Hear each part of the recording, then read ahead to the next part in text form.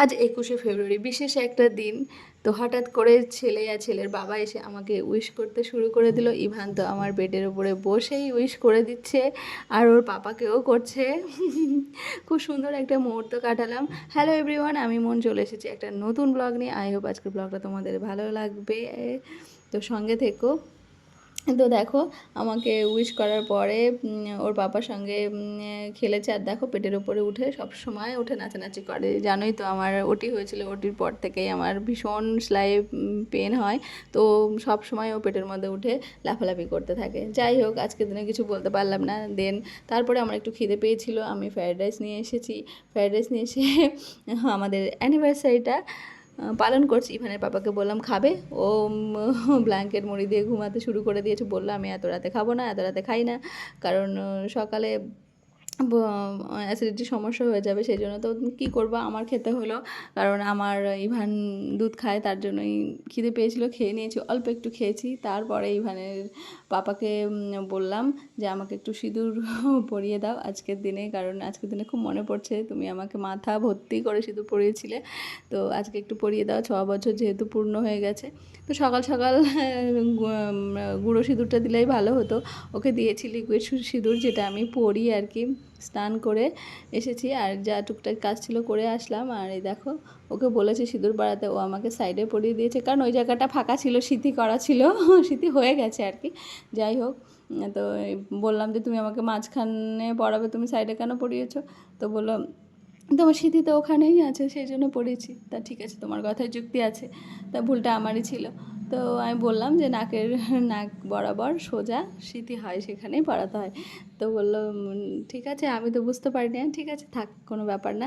তো তারপরে আমরা ঘরের কোনো টুকটাক কাজ করে তারপরে রেডি হয়ে যে আমরা বেরোচ্ছি। তারপরে তো আমার তো ছবি তোলা থাকেই, ভিডিও করা থাকেই, সেটাই আর কি করছি। আর আমরা বেরোচ্ছি একটু বিকালটা ঘুরে, তারপরে সন্ধ্যার মধ্যে ঢুকে যাবো আর কি। তো চলো, তোমরা কন্টিনিউ করো। এই যে বেরিয়ে পড়েছি। তো এখান থেকে যাব হচ্ছে একটা দোকানে। তো দোকান থেকে সেটা নেব। এই যে চলে এসেছি হচ্ছে একটা সোনার দোকানে। ইভানের পাপা দেখি কি গিফট করে, সেটা বাড়ি গিয়ে তোমাদেরকে দেখাবো কি গিফট করছে, অ্যানিভার্সারি স্পেশাল গিফট আর কি। যাই হোক, ওখান থেকে আসার পর এসেছিলাম একটা ক্যাফেতে। তো ক্যাফেতে এসে চা খাবো, তো চা অর্ডার করেছি, আর ফ্রেঞ্চ ফ্রাই অর্ডার করেছি। এই যে চা, তো চাটা খুব সুন্দর হয়েছিল, পুদিনা পাতা দিয়ে, হালকা মানে গরম মশলা দিয়ে করেছে, খুব টেস্টি ছিল চাটা। তো আমরা সন্ধ্যাবেলাটা চা না খেলে ভালো লাগে না, তারপরে বাইকে ঘুরলে মাথা প্রচণ্ড ব্যথা করে, তো চাটা আমাদের খেতেই হয় আর কি। তো ভাবলাম চা খেয়ে দেন বাড়িতে চলে যাব। ইভানের পাপা বলল যে চা খাও, তারপরে তোমাকে একটা সুন্দর জায়গা নিয়ে যাবে। আমি বললাম কোথায় নিয়ে যাবে? বললো চলো না। আমি বললাম ঠিক আছে। কিন্তু চা খাওয়ার পর ইভান ভীষণ কান্নাকাটি করছিল, ওকে থামানো যাচ্ছিল না। ও মাঝে মাঝে ঠিক থাকে, মাঝে মাঝে আবার খুব কান্নাকাটি করে, ওকে রাখা যাচ্ছিল না। আমি বললাম চলো বাড়ি চলে যাই, চা খেয়ে আর ভালো লাগছে না। তো ও বললো যে না দাঁড়াও, আর একটু দেখি ও থামে কিনা। তা ফ্রেঞ্চ ফ্রাই ওকে দেওয়া হলো, কিন্তু আলুগুলো এত গরম ছিল, তার জন্য আরও কান্নাকাটি, কেন গরম, এই জন্যই আর কি। যাই হোক, তারপরে রাত হয়ে যাচ্ছিলো অনেকটাই, প্রায় 9টা 15 হয়ে গেছিলো। তো ইভানের পাপা বলল চলো খাওয়া দাওয়া করে বাড়িতে যাই। আমি বললাম কেন, আমি তোমাকে বলেছি খাবো। বললো যে না, আজকের দিনে তো খেতেই হয়। ঠিক আছে তাহলে চলো, তাহলে আর বাড়িতে গিয়ে রান্না করতে হবে না। তো আমাদের কোনো প্ল্যান ছিল না যে রেস্টুরেন্টে খাবো। তো তারপরে হয়ে গেল আর কি। তো এটাই আমার কাছে খুব স্পেশাল, সারপ্রাইজ হলাম আমি, যে রাতে রান্না করতে হবে না আমার, আবার রেস্টুরেন্টে খাওয়াটাও হয়ে যাবে। তো আমি ভেবেছিলাম যে শুধু চা খেয়ে একটু ঘুরে ফিরে চলে আসবো। তো দেন মানে আসার থেকে আর একটু বেশি কিছু পাওনা আর কি, সেটা পেয়ে গেছি আর কি। তো আমরা এসেছিলাম রিগাল স্টারে, তো সেখানে এসেছি। তো ফাঁকা ফাঁকাই ছিল। তো দেন আমরা অর্ডার করেছি খাবার, ততক্ষণে বসে বসে আছি কখন দেবে, আর খিদেও পেয়েছিল একটু। আমরা একটু বিকাল বেরিয়েছিলাম, তো এবার রাত তখন 9:30 বেজে যাচ্ছে। তো সেই জন্যই ওয়েট করছি খাবারের জন্য। তো ইভান তখন চুপ করে গেছে। ও রেস্টুরেন্টে নিয়ে আসলেও ভীষণ সুন্দর থাকে, চুপ থাকে, কিন্তু রাস্তাঘাটে একটু বেশি দুষ্টুমি করে আর কি। ও কমফোর্ট ফিল করে না, এর কারণেই আর কি। তো এই যে খাবার অর্ডার করেছি, ভাবছি কখন আসবে কখন আসবে কখন আসবে, এসে আর ওঠে না। যাই হোক, আমার এই ছোটো ছোটো খুশিগুলোই আমার কাছে অনেক মূল্যবান, কারণ বিশাল দামি গিফট বা বিশাল কিছু করার কোনো প্রয়োজন নেই। একটু হালকা মানে হালকা ফুলকা ভালোবাসা থাকলেই যথেষ্ট, সেটা অনেক গভীরে হয়ে যায়। আর দেখো, ওকে কার্টুন দিয়ে বসানো হয়েছে, আর এদিকে ফ্রায়েড রাইস, আর একটা চিকেন দো পেঁয়াজা, আর হচ্ছে বাটার নান, আর আর এই তন্দুরি রুটি, এগুলো অর্ডার করা হয়েছে। এগুলো আজকে আমি কোনোটাই অর্ডার করিনি, সবটাই ইভানের পাপার আর কি অর্ডার করা। তো সেটা দিয়েই আজকে রাতে ডিনারটা আর কি করবো, special dinner, anniversary special dinner আর কি। যাই হোক, তো খাই চলো। দেখো, আমি প্রথমে রুটিটা নিয়ে নিয়েছি।